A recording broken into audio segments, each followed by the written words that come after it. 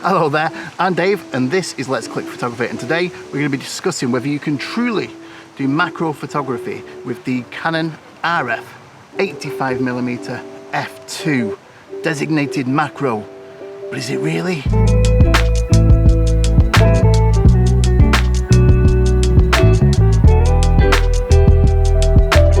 Now I've had this Canon RF 85mm f2 macro for quite some time and use it mainly as a portrait lens, and I'd completely forgotten, to be fair, that it had this macro designation about it.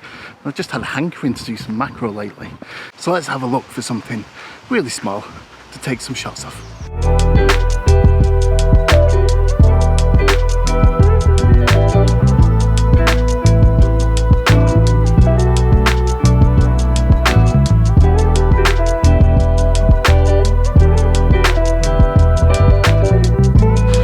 Reasons why I've discounted this lens as a macro in the past is because it's not what I would refer to as true macro.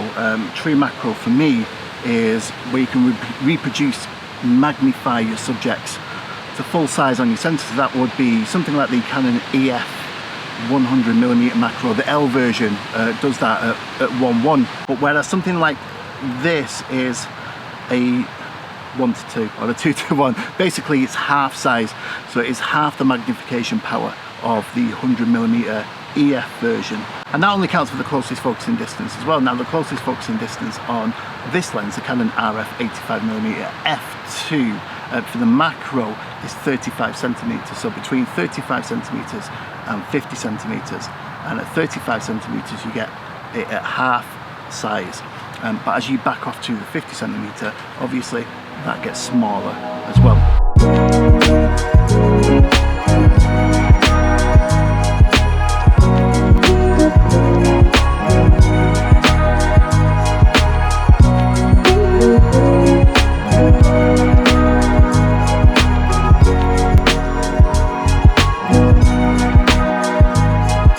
Now I stopped here actually to take a shot of this flower because it's just really nice and pretty colours, and this RF 85mm in the macro on flowers is pretty good. It lets you get close enough that you can pretty much fill the viewfinder with even small flowers like these ones here.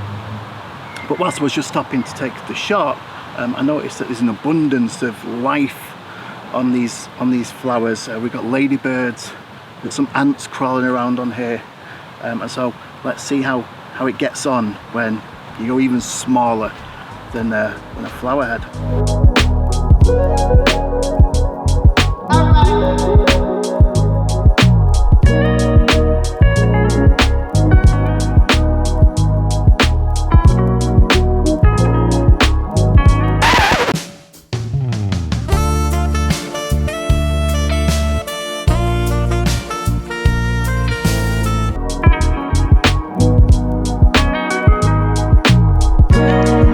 I'm taking a shot there of this bee that is going to fly into my face.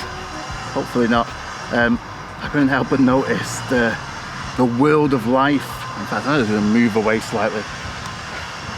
I couldn't help but notice the world of life that's actually taking place on the stem of the flower.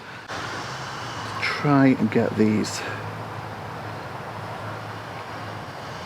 Now the issue at these kind of apertures, even at ISO 1250, because we've got quite a lot of wind moving around, I've got a shutter speed of 250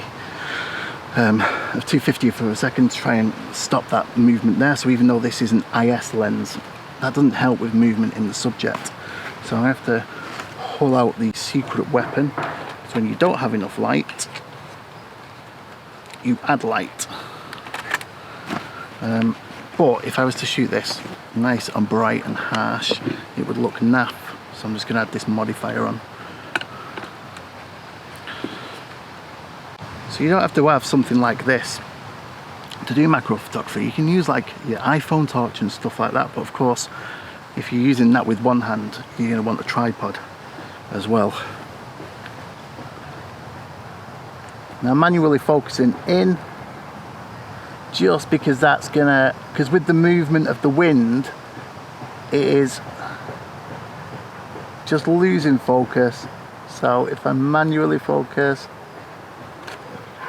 and I go there or thereabouts and just move back and forwards,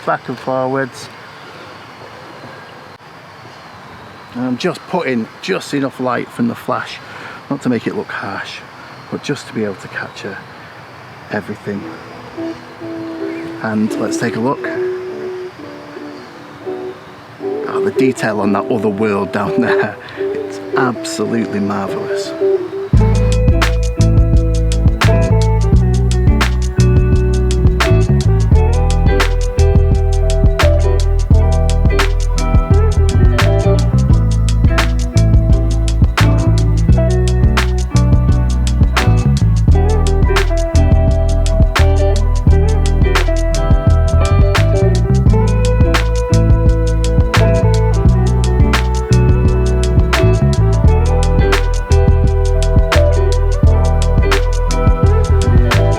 This is what I love about doing macro photography. It's all these little details which you just can't see with the human eye. It's amazing. And to be fair to this RF 85mm, it's doing a really good job.